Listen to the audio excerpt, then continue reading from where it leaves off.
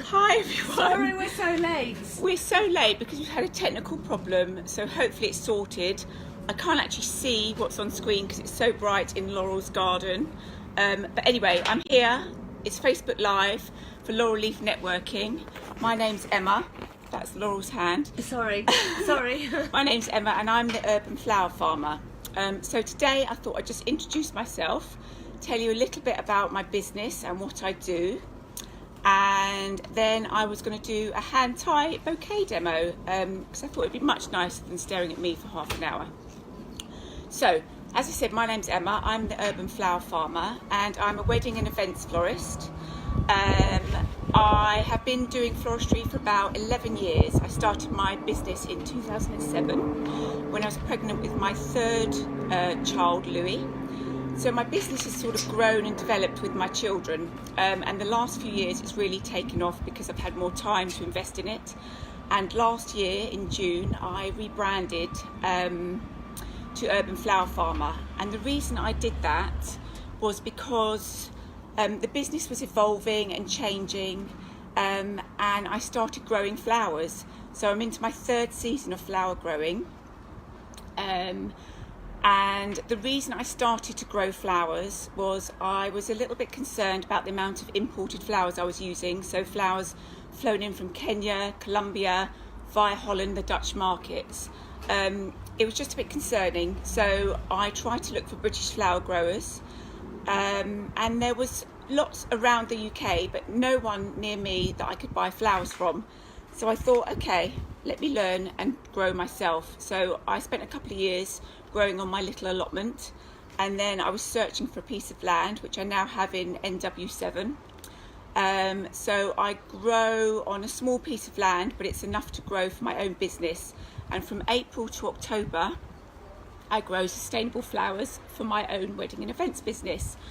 So all the flowers, or around 75-80% of the flowers that I grow during the months of April to October are from my own sustainable cutting patch, which is pretty amazing in London. So that's really how Urban Flower Farmer evolved and how the name came about.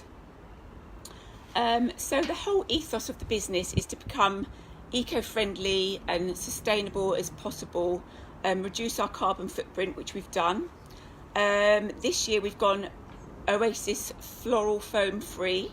So everything that I produced this year, wedding wise and event wise, has been foam free. So I don't know whether you know the green spongy stuff that is used in probably 99% of weddings and events. That is incredibly uneco-friendly. It doesn't break down, it stays in landfill for hundreds if not thousands of years.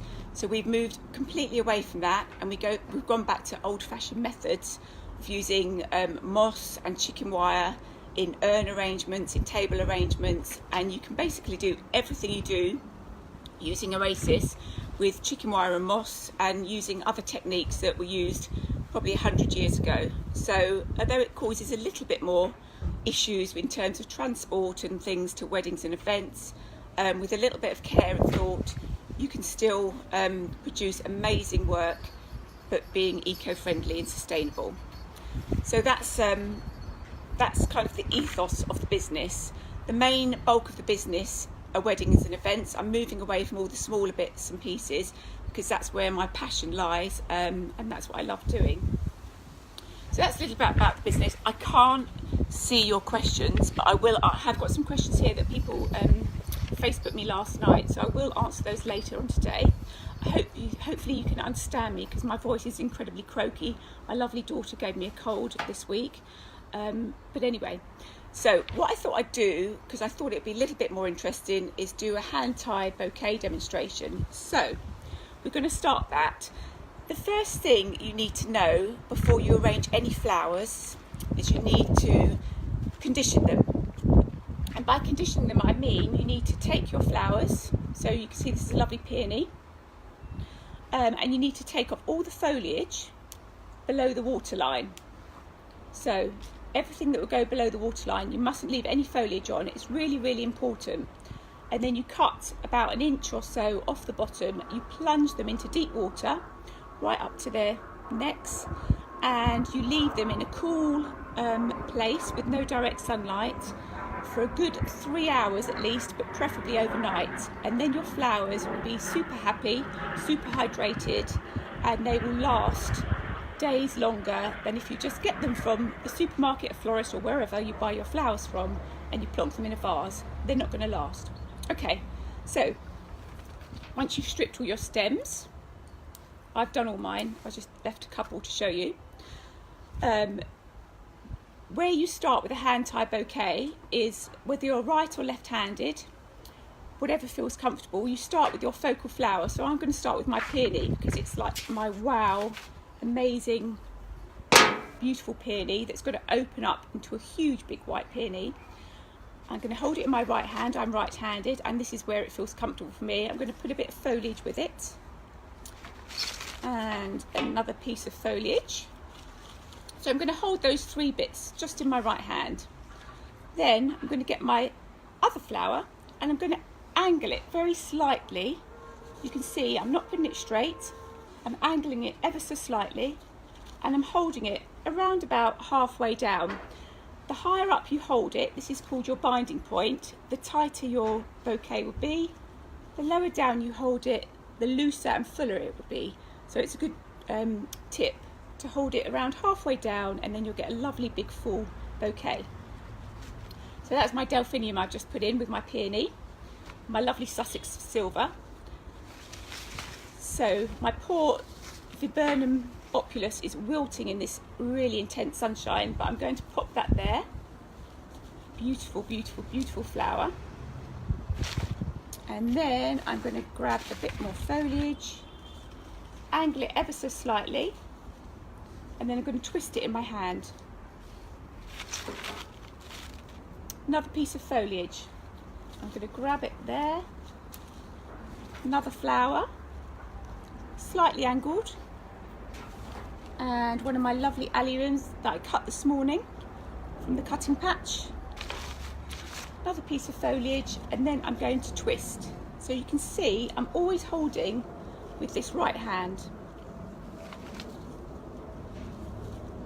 Add your flowers at a slight angle.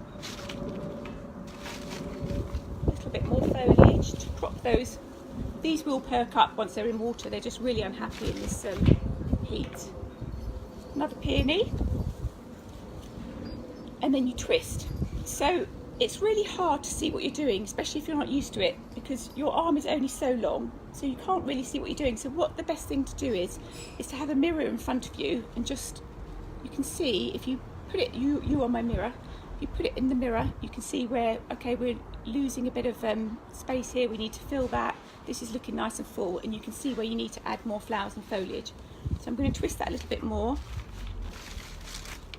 go round to this side, add my beautiful blue delphinium, a little bit more foliage,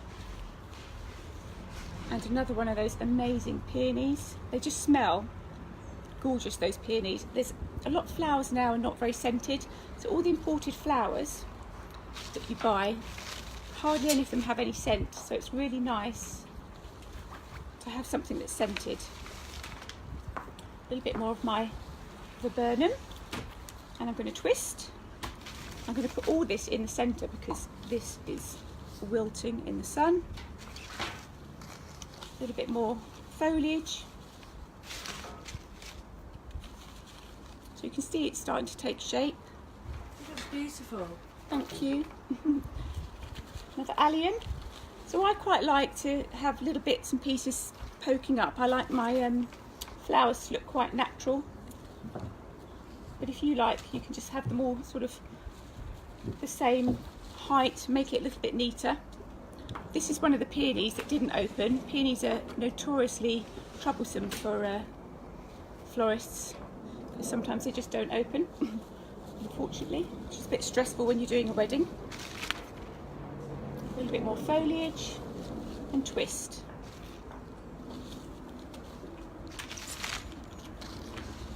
So you can see I'm propping up these droopy heads because they will perk up.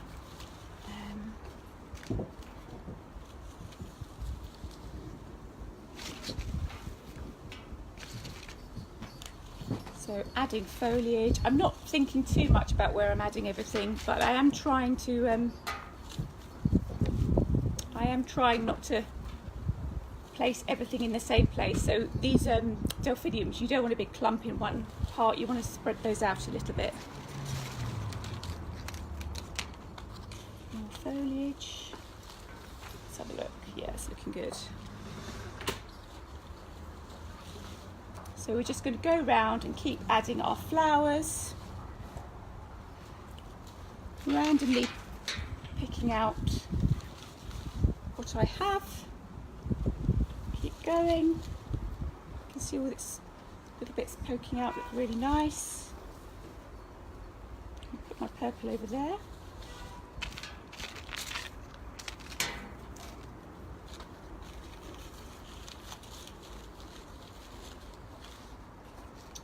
I'm going to put my last peony over here, and my little baby peony that may open. I doubt it, but it might do. So you can see where I'm holding it at the binding point, you can see that all the stems are starting to spiral out. So that's because I'm adding them at an angle. It's really important because when you've tied it and you give it to whoever you're making it up for, you literally cut the bottoms, put it in a vase, and it just looks amazingly instantly. You don't have to worry about faffing with arranging in your home. It's all perfect and pre-arranged for you. So when you're starting to tie bouquets yourself, I would probably go for things with woody stems, so like this, that are sturdy. Things with soft stems like tulips, scabious can be a bit tricky to work with because they're very delicate and they snap easily. So work with woodier stems. So roses are good, peonies are good, delphiniums are a little bit delicate, but they're still good. And then practice makes perfect. You can do this with any flowers that you pick up at the supermarket or the florist. Even try cutting from your garden a few bits of foliage. It'll make a massive difference. Never underestimate foliage. I love it. It just makes everything look beautiful. So I think we're done. That's my bouquet. So I'm going to get some string, which I have here. So I've got my piece of twine. I folded it in half. Just going to pop it over my finger. Can you see that? And literally going to wrap it around, pop it through the hole, and pull it firmly but not too tight so you break the stems. I'm just going to pop this on the table for a minute, tie it in a double knot. This looks fabulous. Thank you. Snip off the, I'm going to get raffia just to make it look pretty. You can use a ribbon or whatever.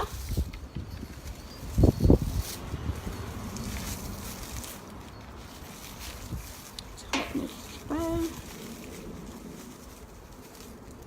Snip the ends off. And then what I'm going to do, I've got all my big spiral stems, I'm going to just gently, everything's going to blow away. Do you need help? No, I'm going to just gently squeeze those together, and then I'm going to cut them where I want them cut. So if you were going to give these to someone as a gift, you would leave them as long as possible, but cut them so they're all even. And then you would ask them to cut an inch or so off when they got home and plunge them straight into water.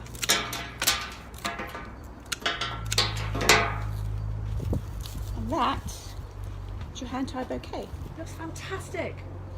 What an amazing Easy. demo. There you go. So that's our brief demo. There's lots and lots to learn about tying bouquets. It's tricky with your hands. Start off small and work your way up to something big.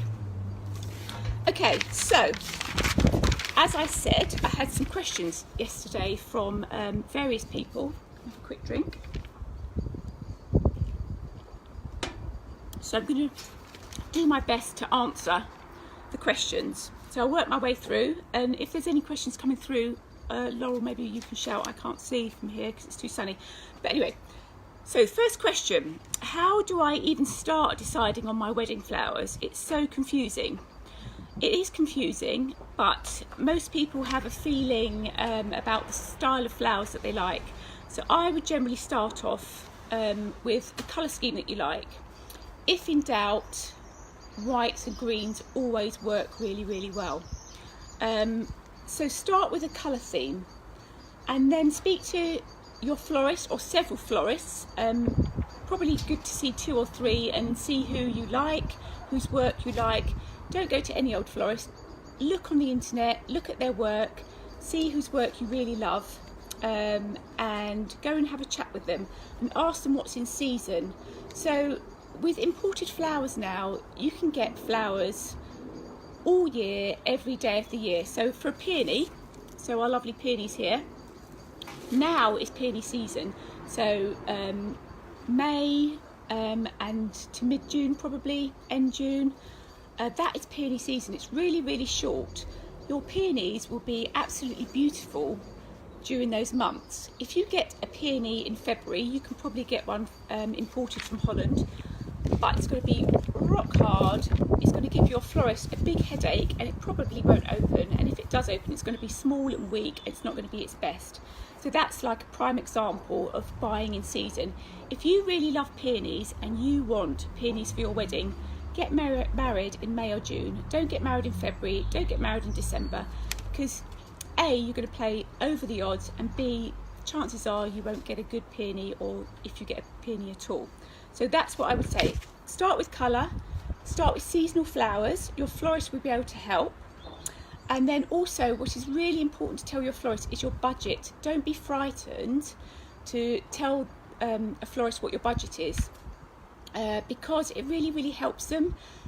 With Pinterest nowadays, it's great, but a lot of brides-to-be have all these fantastic ideas from Pinterest, and they're just way, way over budget, and they're never going to be able to afford them. You can afford something beautiful. You don't have to spend a fortune.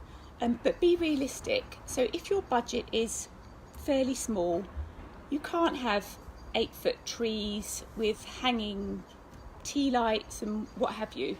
You have to be realistic. So I would start with colour, seasonal flowers, budget, speak to your florist, find a florist you love, book the day with them, because florists get booked up pretty quick, and then spend time with them working on your budget. You can do things like adding more foliage to arrangements will bring the cost down slightly. You can do certain arrangements. Perhaps you could have some wow arrangements. If you've got 10 tables, for example, 10 really tall, extravagant arrangements, and then half could be lower, more budget arrangements. It looks fantastic. There's things you can do, and your florist should be able to help you with that. So what is the most popular trend coming through this year? Well, the Pantone colour for this year was ultraviolet, and I haven't seen any ultraviolet weddings coming through. That's kind of this delphinium colour here. I've hardly seen any ultraviolet coming through, and I am still doing lots of weddings that are whites and ivories, lots of mixed foliage. Silvery green foliage is always really popular, like eucalyptus and Sussex silver. With corals and peaches and nudes. That is still my biggest wedding theme, and that was my biggest wedding theme last year, and I think it would still come through probably into next year too. You can add pops of colour into that, so a lovely sort of aubergine colour would look amazing. So, you know, think out of the box and take advice from your florist. That's what I would say. Okay, good question here. So, of a small budget, what would you suggest for flowers? So, if you're on a small budget, something like jam jars are good, and they can look amazing. If you've got, for example, round tables or long tables, you collect lots of recycled jam jars. You're recycling, which is good, and you fill them with beautiful flowers and foliage. It's probably the most cost-effective way to do things, and of course you don't need hundreds and hundreds of jam jars. You can, in a big round table, I would suggest at least 3. Always keep it to odd numbers, because even numbers tend to look a bit strange in floristry. Or a long table, you can dot them along the table and they look amazing. So that is one option. Another option is to do it yourself. So I work with some brides who are on a budget, or just very creative and want to do something themselves on the creative side. So I make their bouquets, their buttonholes, flower crowns, all the tricky stuff that you don't want to be doing on the day. And they pick up buckets of flowers. I sell buckets of flowers and foliage, and they take them away. They're already conditioned and ready to go, and literally they arrange them themselves in their jam jars or whatever it is they're doing. So that's another option. Okay, I had an interesting question. I can't remember who this is from. So what flowers are dangerous to animals? Good question, and I guess children as well. Well, there's lots of flowers that are dangerous to both animals and humans. A couple that spring to mind that are super dangerous and can possibly be fatal if you eat enough of them. Things like amaryllis, monkshood, which is aconitum, foxgloves, anything that is not supposed to be edible, like flowers. All these flowers are not edible. Anything you ingest will probably upset your tummy, could give you a skin rash. My suggestion is to keep flowers and foliage away from children and animals. Don't leave things lying around for them to eat. But there's certain things that are really, really toxic. A good website to go on is the RHS Toxic Plants and Flowers website. They've got a huge list, hundreds of flowers that you shouldn't put near children or animals. Okay, another one. Okay, what would your choice of flowers be for Megan's bouquet? Okay, so Philippa Craddock is the florist for Meghan and Harry, and she's a self-taught florist, which is really nice to see that she's actually doing the wedding. And the word out is that they're using peonies, garden roses and foxgloves, and right up my street, lovely seasonal beautiful flowers. So I probably would go with those, but I probably would add in things like scented mint, maybe trailing jasmine and rosemary, because I love scented foliage and I think it just adds a real special touch to bouquets and things. Okay, does adding sugar to flower water prolong their life? Yes and no. It does, because when a flower is cut, obviously when a flower is growing, the whole process of photosynthesis happens, and the sun shines on the leaves and it produces sugar and food for the flower, and that's how it grows. Once it's cut, that process kind of stops or slows down. So by putting sugar in your flower water, yes, you're technically replacing the sugars that it's not producing via photosynthesis, but you're also encouraging bacteria into your water. So it's kind of yes and no answer, because by putting sugar in your water, you're encouraging bacteria and your flowers are going to die. It's the first thing that will kill your flowers really quickly. And actually there's a question about flowers dying very quickly once someone gets them home. And my biggest suggestion is don't put sugar in your water. You can use a flower food. I personally don't use any flower food in any of my cut flowers. I change the water often, and that is the best piece of advice you can get. If you want your flowers to last 3 days, put them in water and just leave them. They're going to go slimy and smelly, the water will go cloudy and they'll die really quickly. If you want to keep your flowers for a week to 10 days, change the water every other day, or even top it up with fresh clean water. You don't need flower food, you don't need any fancy gadgets, you just need to change your water and keep it clean. And if you feel like your stems are going slimy, then just take out those slimy stems and leave the rest, and your flowers, I guarantee, will last days longer. Okay, so what is the best way to transport a bouquet on public transport or in a vehicle? With great difficulty, probably. No, the best way to do it is, if you're buying flowers from a florist, then ask them to either aquapack it. So basically they take your bouquet and they wrap it in cellophane, and they basically make a water bag. So they fill it with water, and your flowers are in water for, you know, the duration of the journey.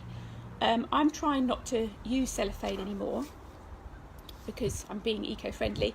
So I use things like recycled jam jars, so you can get the big jam jars, or you can buy really sort of low cost, you know, £1.50 glass vases, and just put them in that, cut them down, put them in that, pop them in a square bottomed flower bag, just pack it with a bit of tissue paper, and that's the best way to transport it. But if you're putting it in your car, the boot of your car, just make sure it's sturdy, it's not going to tip over and put water everywhere.